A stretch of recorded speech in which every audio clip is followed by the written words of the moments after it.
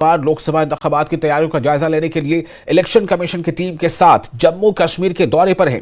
इन्होंने श्रीनगर में मुख्तलिफ सियासी जमातों से मुलाकात की। मीटिंग में पीडीपी, नेशनल कॉन्फ्रेंस, बीजेपी और दीगर सियासी जमातों के वफूद ने शिरकत की। इस मौके पर सियासी जमातों ने मुत्तफिका तौर पर लोकसभा के अलावा असेंबली इंतखाबात कराने का मसला उठाया। बीजेपी के RS पठानिया ने कहा कि वो लोकसभा और असेंबली इंतखाबात दोनों के लिए तैयार हैं। पीडीपी ने कहा है कि अगर लोकसभा इंतखाबात जम्मू कश्मीर में हो सकते हैं तो असेंबली इंतखाबात क्यों नहीं हो सकते। पीडीपी के सुहेल बुखारी ने कहा कि नए वोटरों को शामिल किया गया है और उन्हें यह जानने की जरूरत है कि वो कौन हैं और किस किस हलके में कितने वोटर शामिल किए गए हैं।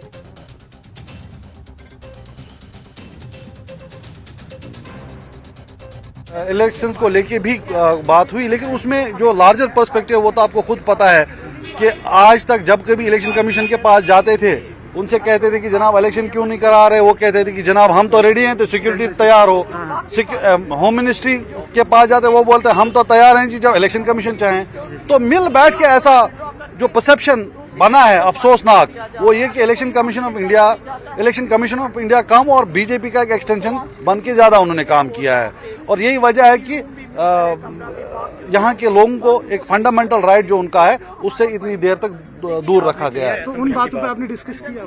बात डिस्कशन वहाँ हुआ तो उनकी तरफ से इस पे तो खैर कोई कमिटमेंट नहीं हुई है, लेकिन अपने आप में हमारे लिए हम तो ये मानते हैं कि ऐसी सिचुएशन में इस मुद्दे पे अगर सुप्रीम कोर्ट को बात करनी पड़े और ऑर्डर देना पड़े, ये तो बड़ा डिसअपॉइंटिंग है। बजाय इसके इनको तो खुद बहसे के ऑटोनोमस इंस्टीट्यूशन ये सब कर लेना चाहिए था। पार्लियामेंट इलेक्शन के साथ साथ असेंबली के इलेक्शन भी होने चाहिए। हमारी जो दलील थी उसमें मल्टीपल रीजंस थे। एक ये है कि लोगों को पिछले 10 साल से अपनी सरकार जो है चुनने का मौका नहीं मिला, मौका नहीं मिला। तो हमने उनको कहा कि एक लोगों की भी ख्वाहिश है कि उनको जो है अपनी सरकार बनाने का मौका मिले, अपनी सरकार चुनने का मौका मिले। एक वो दूसरा हमने कहा ये देखिए यहाँ का टूरिज्म सेक्टर जो है एक बहुत वाइब्रेंट जो है सीजन की एक्सपेक्टेशन कर रहा है और एक ही साल में जब आप 2 इलेक्शन करेंगे तो लाजमी तौर पे ये इकोनॉमिक एक्टिविटी बहुत डिस्टर्ब हो जाएगी। तीसरा हमने कहा कि प्राइम मिनिस्टर का ख्वाब है कि 1 election in the entire nation, 1 nation 1 election होना चाहिए। तो वो यहाँ से क्यों ना शुरू करी जाए वो करके। और हमने अपने ये भी खदशात जाहिर किए क्योंकि एक लेवल प्लेइंग फील्ड मिलना चाहिए इलेक्शंस में। कहीं ऐसे खदशात जो लोगों में है कि यहाँ फेयरनेस नहीं होगी वो ये इंश्योर करें। ये सब चीजें उन्होंने बड़ी पेशेंटली जिस तरह से उन्होंने हमारी बात सुनी है और वो जब डिसीजन लेंगे तो वो यही डिसीजन लेंगे जो जमहूरी हक लोगों को यहाँ छीना गया है 10 साल से, उस हक को वो वापस करेंगे। मैंने ये भी बात कही है, मैंने कहा अगर आप आज इलेक्शन नहीं कराएंगे असेंबली इलेक्शन, लेकिन कल को आपको यात्रा का टाइम होगा जुलाई में, तो उसके बाद आपको शायद नामुमकिन होगा कि यहाँ जम्मू कश्मीर में असेंबली इलेक्शन कराना। आज अगर कराएंगे तो आपके लिए 2 फायदे हैं। एक, आपका जो सिक्योरिटी का एक्सपेंडिचर है वो आपका बच जाएगा ताकि अगर आप दोनों इलेक्शन इकट्ठे करेंगे। और ये कोई बड़ी बात नहीं है। जब आपने यहाँ पंचायत इलेक्शन किए, हमने भी अपने टाइम पे जब हमारी सरकार थी हमने पंचायत इलेक्शन किए और वो ज्यादा मुश्किल था। एक एक फर्द को गाँव में 10-10 पंच होते थे, सरपंच होता था, उनको सिक्योरिटी फराहम करना वो ज्यादा चैलेंजिंग था बजाय इसके कि अगर आप पार्लियामेंट और असेंबली इलेक्शन इकट्ठे करेंगे। इंशाल्लाह उम्मीद है कि उन्होंने हमारी बात सुनी और हमने कहा है कि टाइम यहाँ तक आ गया है कि सुप्रीम कोर्ट में जाना पड़ता है लोगों को ताकि इलेक्शन कराए असेंबली इलेक्शन। और सुप्रीम कोर्ट ने जो ऑलरेडी डेडलाइन दिया है उस पर भी हमने बात की है और इंशाल्लाह हम उम्मीद करते हैं कि जो कमीशन यहाँ पे आया है उन्होंने हमारी बात सुनी है और हमें यकीन है कि वो ये फैसला लेंगे। जम्मू कश्मीर के लोगों का जो हक है, जमहूरी हक, उस हक को वो वापस करेंगे। वोट कैसे अच्छे तरीके से पढ़ पाए और अच्छे से अच्छे मैक्सिमम वोटिंग परसेंटेज कैसे हो पाए, चाहे कश्मीरी पंडित्स का M फॉर्म अबॉलिश करके डायरेक्ट पोलिंग स्टेशन स्थापित किए जाएं, या सोसाइटीज में जैसे जिसे कहते हैं वो नए मोबाइल पोलिंग बूथ्स बना के वहां का वोटिंग परसेंटेज बढ़ा जाए। जो लीड क्वेश्चन है जिसपे आप पूछना चाहते हैं, आपको बता दूं, जैसे बाकी पॉलिटिकल पार्टीज भी यहाँ पे मांग कर रही हैं, तो हमें खैर बाकी पॉलिटिकल पार्टी से कोई लेना देना है नहीं, पता नहीं क्या बोला क्या नहीं बोला, मैंने किसी का स्टेटमेंट देखा नहीं है।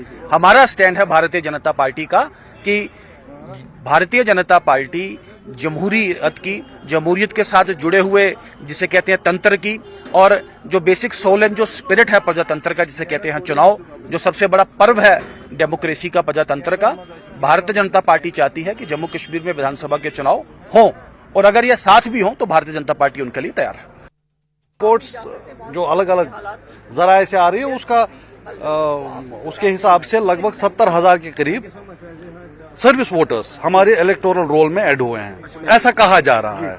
अब ये बात जब आप लोकल ऑफिशियल से पूछते हैं तो वो उसके बारे में ना हाँ बोलते हैं ना बोलते हैं, तो ट्रांसपेरेंसी कहीं है नहीं। तो सबसे पहले तो ये जरूरी है कि इसकी या तो तरदीद की जाए या फिर तायीद की जाए, हमें बताया जाए कि हाँ ऐसा है, या ये बताया जाए कि नहीं जी ऐसा नहीं है। अगर ऐसा है तो उसका कॉन्स्टिट्यूएंसी वाइज डिटेल डेटा क्या है कि कौन सी कॉन्स्टिट्यूएंसी में कितने आए हैं और ये कौन लोग हैं, तो ये जानना लोगों के लिए बहुत जरूरी है। अभी तक इस पे पर्दा रखा गया है, एक तरफ की चुप्पी है, ना कोई कंफर्म कर रहा है ना कोई डिनाई कर रहा है। तो हमने ये बोला है कि आप बताइए कि क्या ऐसा है या नहीं है। दूसरा, आपको पता है कि जब इलेक्शंस होते हैं तो एक बड़ा अहम एस्पेक्ट होता है कि लेवल प्लेइंग फील्ड। तो वो लेवल प्लेइंग फील्ड हर पॉलिटिकल पार्टी को मयसर हो, वो बहुत इंपॉर्टेंट है। लेकिन यहाँ अनफॉर्चुनेटली अलग अलग हरबे इस्तेमाल करके चंद एक पॉलिटिकल पार्टीज को निशाना बनाया जा रहा है। हम अपनी पार्टी की बात करेंगे तो चाहे वो सिक्योरिटी के मामलात हों, चाहे वो मूवमेंट के मामलात हो, ये सारे मामलात हैं, तो ये हमने उनके सामने रखे हैं। और अपनी पार्टी के चीफ तर्जुमान मुंतजर बहउद्दीन ने इलेक्शन कमीशन के दौरे पर कहा कि अपनी पार्टी इस दौरे को मुस्बत अंदाज से देख रही है। उन्होंने कहा कि उम्मीद यही है कि पार्लिमानी इंतखाबात के साथ साथ असेंबली इंतखाबात का भी ऐलान किया जाएगा। कश्मीर अपनी पार्टी इस चीज को एक बहुत ही मस्बत जाविये से देख रही है, मस्बत नजरिए से देख रही है कि बड़ी मुद्दत के बाद इलेक्शन कमीशन यहाँ तशरीफ ला रहे हैं, उनके जो ओहदेदारान हैं, खासकर ऑनरेबल इलेक्शन कमिश्नर साहब।